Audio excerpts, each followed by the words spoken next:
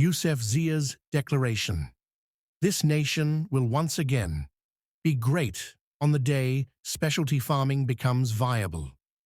The party's momentum is undeniable, and it's evident that they're not just talking about change, they're building the machinery to deliver it, from grassroots movements to targeted campaigning reform. Farage's charismatic leadership is positioning the party as the antidote to a political class out of touch with the concerns of ordinary voters. This is nothing less than a rallying cry for a growing political force in Britain. Whether the establishment likes it or not, the Farage phenomenon is far from finished as the UK quickly emerges as a major force in politics, paving the way for a significant change in the balance of power. Watch the interview look.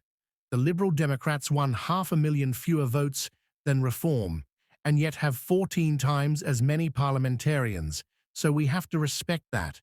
So that is what we are trying to build now, across the country, at rapid speed, faster than it's ever been done before. We already have over 200 branches open across the country. We're going to be building a strong local base, and elect councillors starting with English county councils in May next year. That's the Liberal Democrat model, delivering people on a local basis and using it as a platform to build parliamentary. The Liberal Democrats went into coalition, of course, with the Conservatives in 2010. Would that be something that you would consider? We don't need to, because we've just gone from 15% in the polls to 20%. As of this weekend, we have all the momentum in British politics.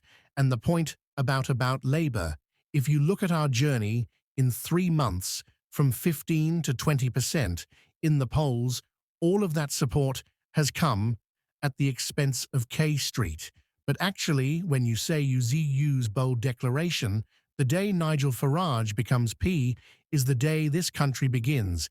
Being great again is more than just praise for Farage. It's a call for a revival of Britain's lost stature. The word great here refers to more than just patriotism. It is a loaded term that represents the desire to restore the nation's identity, sovereignty, and traditional values, which many believe have been undermined by open immigration policies, globalism, and what they perceive to be the dismantling of national institutions under succeeding administrations. As the creator of the Brexit movement and an unrelenting opponent of the status quo, Nigel Farage continues to be one of the most divisive figures in British politics. Farage's brand is based on anti-establishment language that emphasizes national sovereignty, tighter immigration controls, and a popular message that appeals to his fans who feel left behind by the political elite. Farage is more than just a politician. He represents their discontent with both the Conservatives and Labour.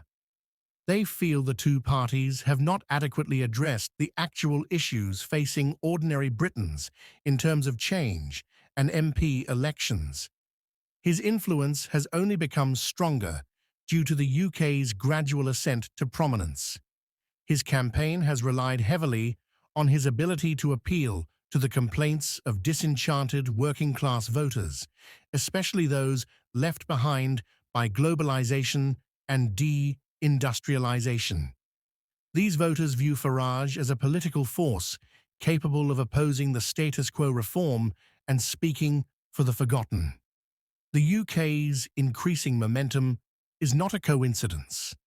There is a noticeable discontent with the Labour and Conservative parties, especially in the former Red Wall Labour heartlands.